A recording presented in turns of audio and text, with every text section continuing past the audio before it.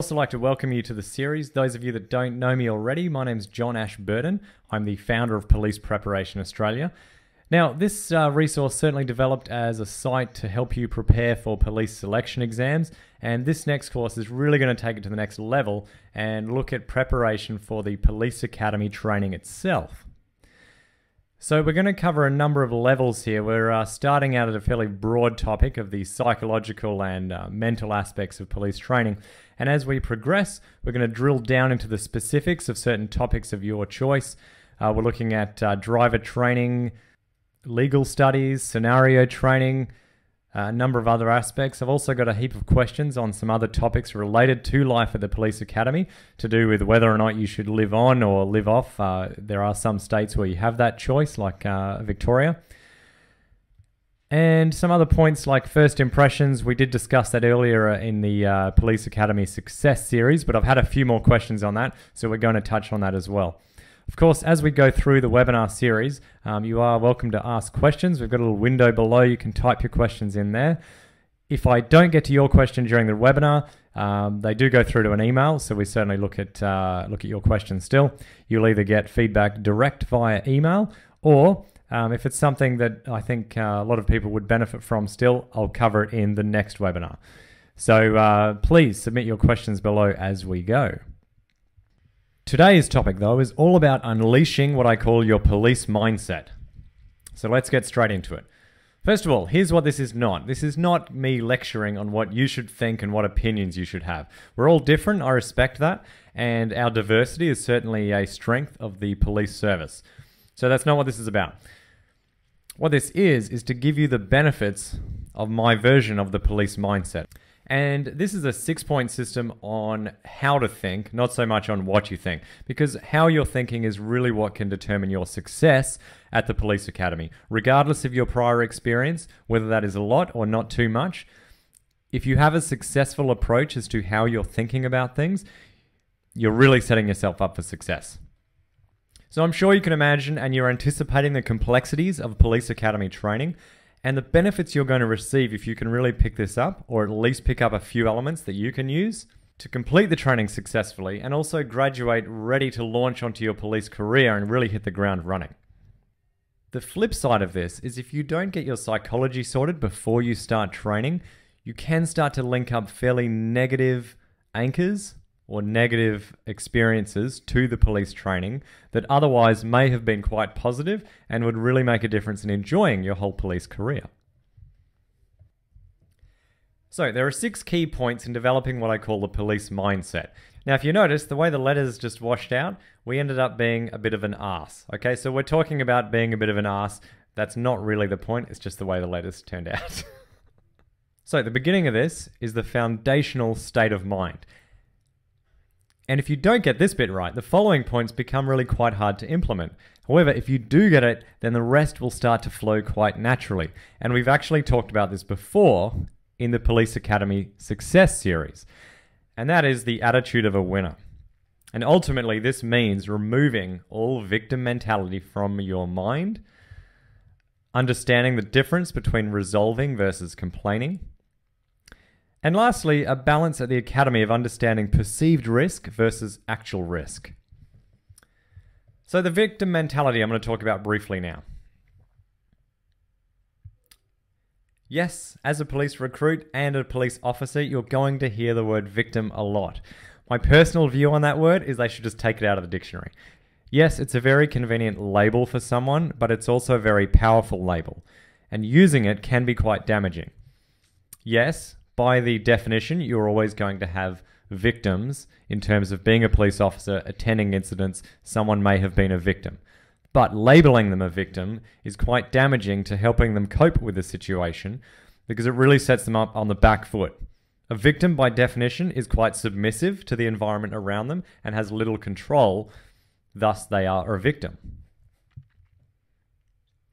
Now, you coming in, whether it's a scenario at the Police Academy or later on as a police officer, if you have any sort of aspects of your life where you've taken on that victim mentality, it's going to show through in the way you deal with people. So very important that right from the outset, you pick up a habit of really having an attitude of the winner, a positive psychology. Because you, in fact, nobody could ever grow or recover or really bring strength to a situation if they've got a label as a victim. Now, sometimes this is not so clear as it may appear. There are very subtle aspects of the way someone's personality comes across that gives hints of a victim mentality. We all know people who express that old saying, "Oh, I'm sick of tired of being sick and tired," or they generally exude that type of feeling in the way they talk to you. They're often complaining about things. To illustrate what I mean about this difference between the attitude of being a victim versus being a winner, I'd like you to do a very quick activity for me. Now, we're not going to continue with any slides, so you're not going to miss anything. What I'd like you to do is close your eyes.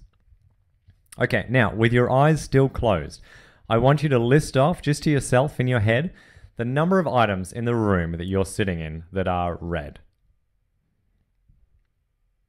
Okay, now open your eyes, have a look around the room, and you'll probably find that you might have missed a few. There are a few red things in this room, if you look around, that you didn't notice before. Now that you're looking for them, you can see them. Okay, so have a look, remember all the red items. Great, now close your eyes again. And now, same thing again, I want you to count off in your mind the number of objects in the room you're sitting in that are brown. Okay, you can open your eyes. The point I'm illustrating here is now that you're focusing on the red, you may have actually done worse than before in trying to count the brown objects because you were focusing on the red. In fact, when you counted off the red objects, how many of you were labeling things that were actually purple or burgundy as red just because you wanted to feel like you were doing well? And this really well demonstrates the difference between someone looking for things to complain about and someone looking for what's great. You know, someone approaching life with a real experience of gratitude. And so it doesn't really matter how great your life is or how poor your life is. If you're looking for things to complain about, you're going to find them. And the police academy is a particularly interesting environment in this regard, because you don't even have to look for things to complain about. People will tell you what you should complain about. And they might not do it directly, but it's going to come out in their conversations. You're going to hear it, and you have a choice when that happens to either join in on the complaining and really take it on board, or identify where you might be able to resolve. And if you can't see a way that you in your current position can resolve it, then you don't need to join in. And the final point I want to talk about in terms of this attitude of a winner and this real attitude of enthusiasm and a positive nature and why it can help you at the academy is all about this topic of understanding perceived risk versus actual risk. One of the reasons sometimes a recruit will take the back foot at the academy, and I certainly saw this, was a bit of confusion between the actual risk of an activity and the perceived risk. So whilst they might have been perceiving it as quite high and thus took a step back because they didn't want to get too much involved, in the end, they lost out on a great training opportunity, and this is particularly the case in scenario training, to really have a go in a safe environment. Because what you will realize after the police academy is that there was very little actual risk at the academy and a high degree of perceived risk, particularly in the scenario training where you're worried about making a mistake in front of your friends. If you look at the actual risk level and understand that you are usually in a very safe environment, particularly if you're following the instructor's directions, you will likely be a lot more enthusiastic about the training, willing to try things, willing to have a go and participate, and as such, you're going to get a lot more out of the training. Now, to have this attitude is really going to set you up with a lot more energy in your life, and this is fantastic. And how you direct this can make a marked difference on you and your family's life. And the most important consideration here I'd like to talk about is the very next point, and that is an attitude of never-ending improvement. Now, this is an interesting concept to me because there is a word for this in Japanese. It's called Kaizen, and Kaizen is the idea of constantly and never-ending improvement. Now, we don't even have a word for this in the English language, this idea of constant improvement. It's not a single word because most of us don't really do it. So we don't do it, we don't have a word for it. And if you can take this attitude into the academy, I can give you some very specific examples on where it can help you. The first one is this idea of the hidden 5%. As I mentioned before, I don't know what your position is and whether you have quite a bit of experience. I know some of you are actually former police officers from other countries whereas a lot of people particularly come over from the UK, and you might have a lot of experience. Conversely, you might have some experience that's quite valid from other fields, or you might be in a completely different position with not too much experience. But either way, you're going to have lessons at the academy where at the start of the lesson it may occur to you, well, I actually already know quite a bit on this topic. Maybe this is a good chance to just sort of take a break and I'll switch back on in the next lesson because I know most of this stuff. And the risk you have there is missing out on what I call this hidden 5%. And this is that in every lesson, I think you will find if you have a look at your own experience in training and you reflect once you start the academy training, there's always going to be that little bit of information that even just that particular instructor may bring to that class. And you're only really going to pick this up and assimilate that information if you're paying attention to the point that you have the attitude that I'm going to learn something to improve myself here in this class. And this leads on to this idea of conformity. And the reason I say that is closely tied to conformity is this risk of complacency. And complacency, rather than an attitude or something that just happens every now and then, is really a habitual mindset. And if you start developing a mindset of complacency in a training environment, it is inevitable that is going to be carried with you into your life as a police officer. So what I'd like you to think about is your attitudes at the police academy are going to become your attitudes as a police officer. I'm not sure if many of you are married, but there's this idea, and I'm sure you've come across this if you are, where, well, once we're married, things will be different. And if you've known anyone that's had some relationship difficulties after marriage, that preconception is exactly what causes some of those problems. And the same thing applies to becoming a police officer. There is no magic switch. In fact, in many police academies, certainly where I did my training, we were sworn in as police officers when we started at the academy. So we could actually conduct police duties at various points at the academy on, placements and activities like that. So once you graduate, you're going to be on the job, and it's going to be assumed that your attitudes from the academy translate to the attitudes of a police officer. So taking up this idea of never-ending improvement now, before you even start your training, can make a huge, huge difference into your success at the academy and how much you really take on board that you can use as a police officer. And finally, one extra point I'd like to give you here about this idea of constant and never-ending improvement is how this ties into comparisons. Because if you're always competing against others, you'll never truly grow to your potential. Because at times when you're finding challenges, it might be easy to look around and you'll easily find people who are a bit slower than you, maybe a bit dumber or less able than you. And likewise, if you're having that down day, you might equally turn around and say, oh, well, look at all these people who might be a little bit smarter than you, but faster than you, stronger in other aspects. And so either way, you're always going to be placing yourself on this spectrum. Now, comparison's not a bad thing in terms of development, but who you're comparing with and the choice you make there can really make a difference to whether or not it helps you grow. And so the only person it's really valid to compare yourself with is the person you were yesterday. So look at the academy training as a one-horse race. Don't look to compete to others, look to compete with who you were yesterday and understand you can always improve in every day and you can always better your best. Looking now at more specific police skills, we're going to drill down to this next part of the police mindset, which will start to set you apart from your previous, what I call civilian type mindset. And that is this idea of an analytical perspective.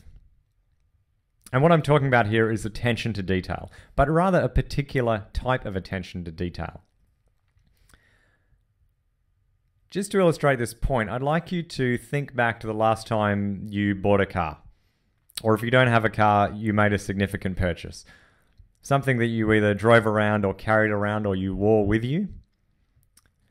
Now I want you to think back to that experience, and just after you made that purchase and you're on your way home or you're traveling somewhere later that day, and you start to notice, in the case of a car, there's a lot of other people that drive that same car that you just purchased. And over the next week, you start to notice there's a heck of a lot of them everywhere you look. Now what's happening here? Because those cars, or whatever this object was, they were always there. It's just now you're noticing them. And this is because of something that's all part of our body, the way it works, and it's called the reticular activating system. or the RAS.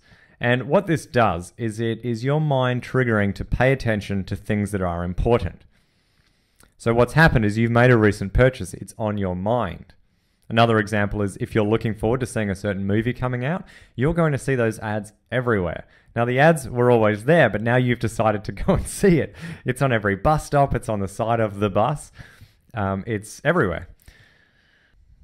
And the reason we have this system is it helps us deal and process with our daily events.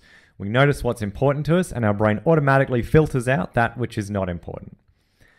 Now, putting this in the context of police academy training, what I'd like you to consider is that what people call that police attention to detail or that police eye that you might have heard people talk about is not something that someone naturally has or does not have. It is a skill that is learnt, and it's learnt through experience.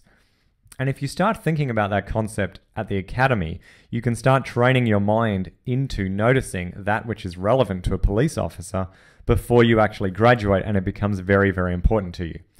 So you can actually enhance the academy training beyond that which is just being taught and really use it as an opportunity to start training your brain, training that reticular activating system to notice things that you're learning are important to you as a police officer. Now, the next 2 points here, an objective nature and making assumptions and the risk of assumptions, are sort of tied into the same. And what I'm talking about here is the objective nature to look at what is in front of you. If you're concerned about scenario training, this is really important. So you might want to pay extra attention here regarding the scenario training. Because there are a lot of tips, techniques, and tricks that are going to come up from the instructors. Now, they're not purely there so that they can have a laugh, even though that might be a byproduct. The reason is that there are a lot of tips and tricks that you're going to be faced as a police officer, and the scenario training is a wonderful opportunity to really test you there and give you some personal lessons by experience as to what can happen if you lose sight of this objective nature. So what I'm talking about is looking at a situation, listening to what's being said, but also looking at what's in front of you, and then stepping back from it and making an assessment in an objective nature without making any assumptions about your previous experience and what that may lead you to believe. Yes, we've all heard the saying, it's right there on the screen, when you assume, you make an ass out of you and me. It's an old joke, but it is a very good point. Now, once you're noticing a lot of these extra details and you start getting involved in some of the shit that you will deal with as a police recruit and later as a police officer, you need some sort of tool to keep your head above water. Okay, even the most positive and winning attitude type person will eventually become overwhelmed if you don't have this next step. So this is very important you understand this next part of the police mindset, and this is to understand what I call realistic responsibility. And this is all about taking responsibility for your life, but not assuming additional responsibilities beyond your boundaries. Now, I'm not talking about shirking responsibilities or avoiding taking on extra duties or anything like that. What I am talking about is identifying and setting clear boundaries of responsibilities. You're going to encounter a lot of misery, basically. As a police recruit as well, and later as a police officer, you're going to come across scenarios where there are extreme problems in your face and people are looking for you to help them resolve their issues.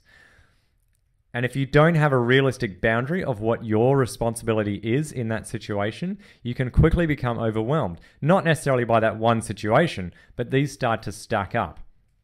So at some point, you do have to accept that you cannot fix everyone's problems. That's not always your role. And if you're trying to fix the world, you're going to get overcome very, very quickly. By all means, get in there and help. Service is what police work is all about. But don't take it home with you. And don't get involved beyond what is your idea of your boundary. Now, if you don't even think about this and you sort of just fly by the seat of your pants type thing, and you start to build that habit at the academy, that will really start to bring you down once you're dealing with real life scenarios on the street.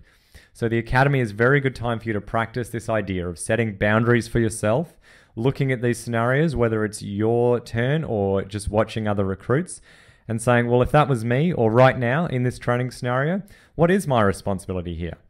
Okay, yes, this is just a training scenario. I'm going to go home at the end of the day and it's just training. But if you practice it there, then once you graduate, then you'll have a really good idea of how to not take on board things that aren't really your issue. And this is leading on to the last 2 points of this police mindset, which is to do with your engagement with others. And this will really make or break you in the scenario training at the academy.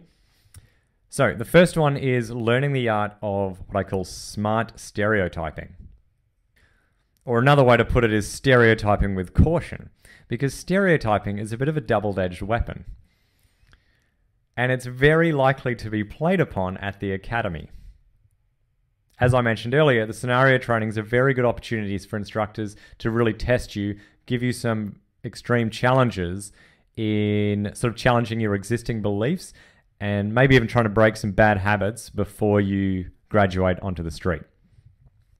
So let's take a quick look at stereotyping and what it is and why we do it. Because we all do it, and it's a very natural and it's a very helpful thing that we do. It's another one of these automatic brain processes that we do that really help us out. Now, if I said we all stereotype, I know there's a few people out there that will think, well, I don't know. I mean, I have negative associations with that word. And culturally, we do. We think of stereotype and other words come up to mind.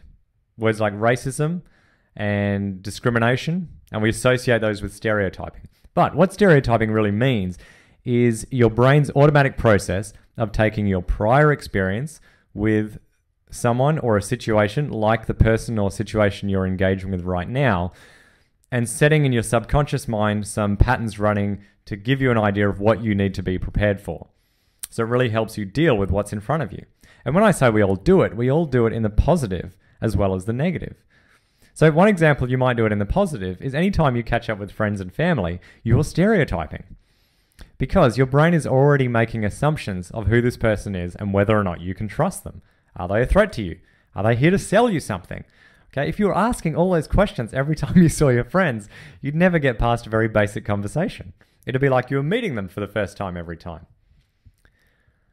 Now, when you look at the context of a police officer and stereotyping, it's definitely a double-edged sword because you've got that element of it that can really help you and it can protect you because if you are dealing with a person and you know they're part of a certain group or they hang around with a certain group of people that have indicated a certain threat before, then you're automatically going to be on guard for that.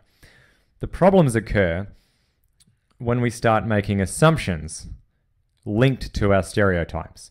So if you start acting based on an assumption you're making, based on previous experience, that's where you can get into a bit of hot water. And that's where it can hurt you. Vice versa, if you start stereotyping in the positive and make assumptions again, you can end up in trouble. And I'll tell you a very quick story about my own experience with that when I was at the academy. Now, admittedly, during this scenario, I was a little bit more naive than I am now. So it's a bit of an embarrassing story. And I was paired up with another recruit and we were attending an incident in the scenario village where a house had been broken into or reportedly broken into. So we went into the house and we located a suspect in the house. Someone with no excuse for being in the house appeared to be there to rob the place. And we were in the living room when we found this person in this house. So we're in the living room, my partner and I, there's just one exit out of this room. And we're standing there, this person's in front of us. So it's quite secure, they're not going anywhere. And we're talking to them. For some reason, this guy, actually no, this was a lady. This lady was quite keen to get out of this room. She was sort of like, well, can I just talk to you out here? And because we'd been dealing with, securing rooms and things, my assumption was she just wanted to get out because she wanted to be in another room where there was maybe another exit. And there was no reason for us to go to the other rooms. I had secured her there while my partner had looked around the house to make sure no one else was in the building. And we continued to speak with her. I mean, she was quite forthcoming about what she was there for. Yes, she was there to rob the place. She was not causing us any issues. And we did develop a little bit of rapport there. This was not what we call a non-compliant suspect. She was really going along. Now, in a stereotype sense, this starts to build trust. And subconsciously, I did start to believe things she was telling me. So when we went to leave and we had not done a further check of the house and we asked her, is there anybody else here? And she said no, I didn't really question it. Now the scenario ended and the very room we were standing, the couch was about maybe half a foot off the back wall, like a long 3-seater couch. And behind that was, of course, lying her accomplice. Okay, so we hadn't properly searched the house. And if I was, as we discussed earlier, more objective about this, then I wouldn't have taken her word so much, regardless of the interface that we'd had, regardless that her appearance made me more comfortable because it was someone that I might have normally been friends with, someone that looked like a friend of mine. And we would have been more objective. We would have identified that she had made an offense justifiably to arrest her. And at that point, we would have made a more thorough search of the property before leaving and securing the property. We probably wouldn't even have asked her if there was someone else there. So obviously it turned out the reason that she wanted to get out of the room was so that her accomplice could flee the building. Needless to say, I was very thorough in searching houses from then on forth at the academy and as a police officer. So that's what I'm talking, where those academies of the scenario village can really help you in your later career as a police officer. So don't worry too much about making mistakes as so much as make sure you have a go. Now, still on the topic of engaging with others, and the last point on what I call the police mindset is all about empathy. And this is not to be confused with sympathy, which is why we've got this as a specific point in brackets here. So it's all about being empathetic, but not sympathetic. And this might be where there's a little bit of application to that acronym running down the side there of being an arse. First off, let's look at the difference between empathy and sympathy. These words are often confused. They're not actually interchangeable. If we look at empathy first, empathy is really the ability to look at someone else's situation and understand it. And another way I would say is to put yourself in those shoes. So to consider their point of view, their perspective, the situation they're in, and to have, therefore, empathy for their circumstances. Now, if you look at sympathy, sympathy is more associated with the phrase of feeling sorry for someone. So being sympathetic to someone might imply more action in terms of feeling sorry for them, trying to comfort them, and actually doing something to try to help them feel better. And this is where sympathy becomes a bit of a slippery slope. Because we talked earlier about understanding your responsibility boundaries, and it can be difficult to know if you're being sympathetic where exactly that boundary is. Whereas if you look at empathy, empathy can be a lot more objective, because empathy is just about understanding someone's perspective and considering their perspective. It doesn't mean acting on that. It just means that whatever actions you do take, you're considering their circumstances. And empathy really implies a lot more impartiality and without judgment. Because if you're being sympathetic to someone's situation, it can be construed as now you're not considering someone else's situation.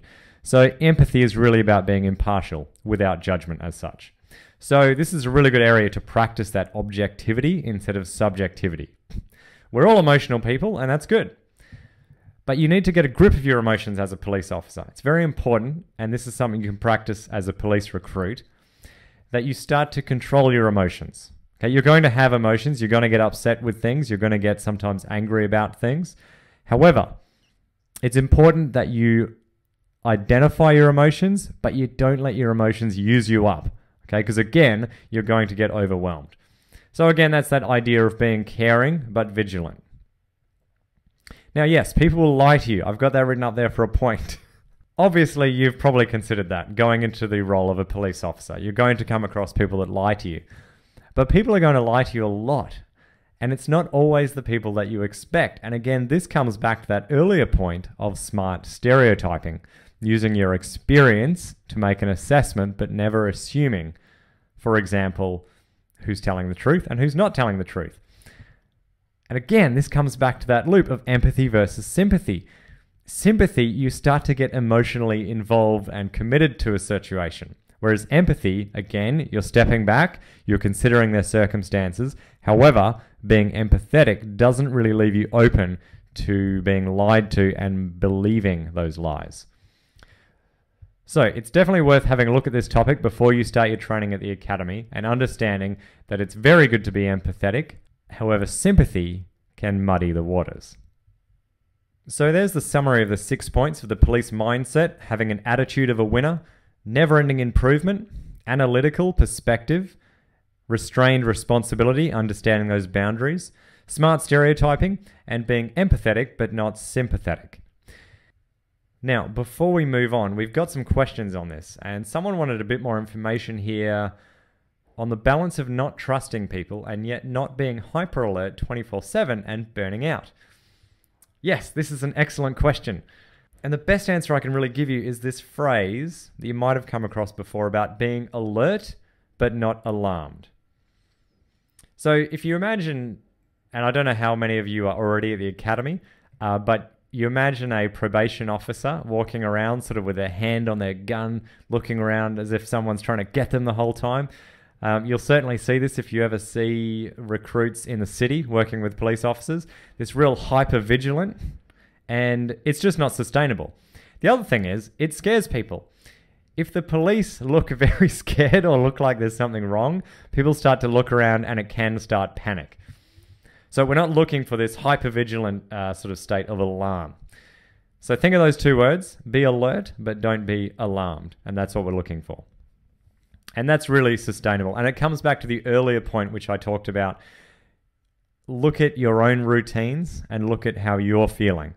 If you are getting overwhelmed and you can't maintain that sense of alertness, then either you need to work on other aspects of your life, or you are at that stage of just being alarmed all the time and sort of super hyper vigilant. So hopefully that answers that question.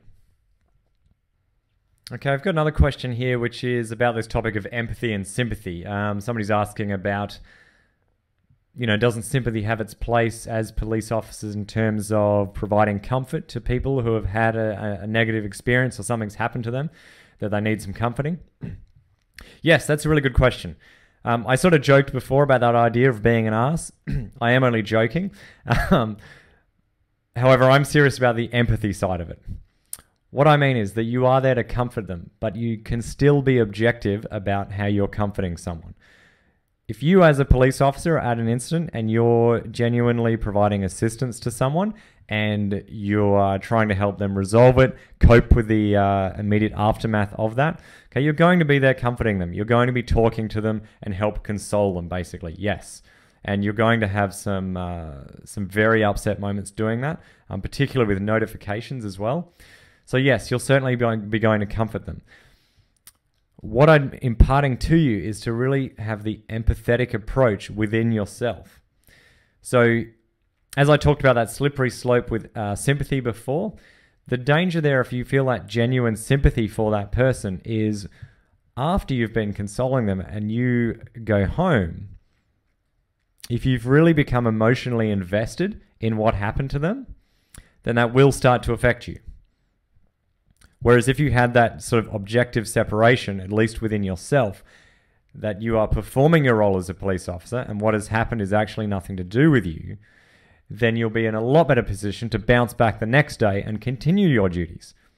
And what this will allow for is a much more resilient state of mind, so that when you're consoling the next person, you don't have this build-up of sadness basically within you.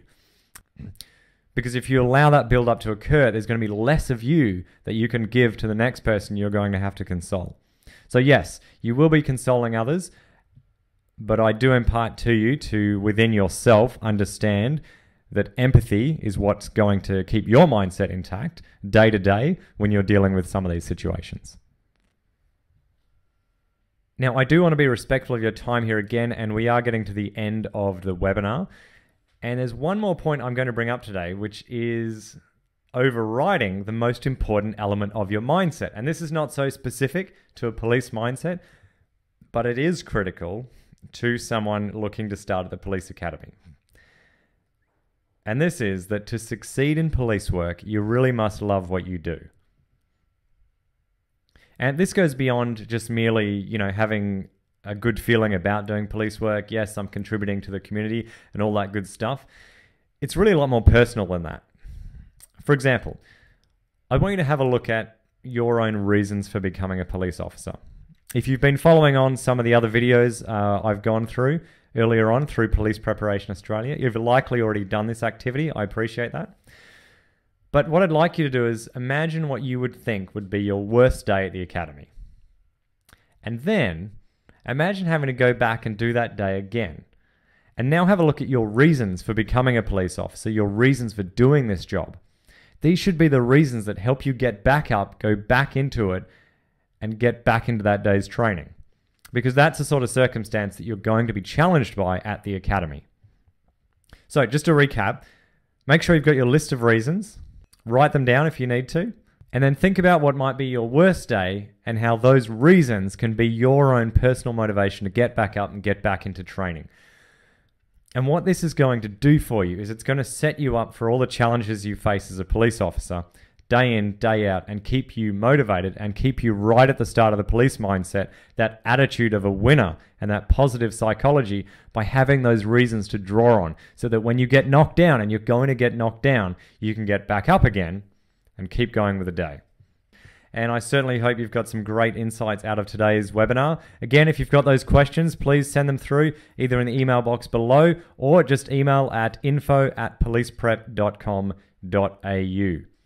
So until next week, as always, keep up your preparations, visualize your success, and make it happen.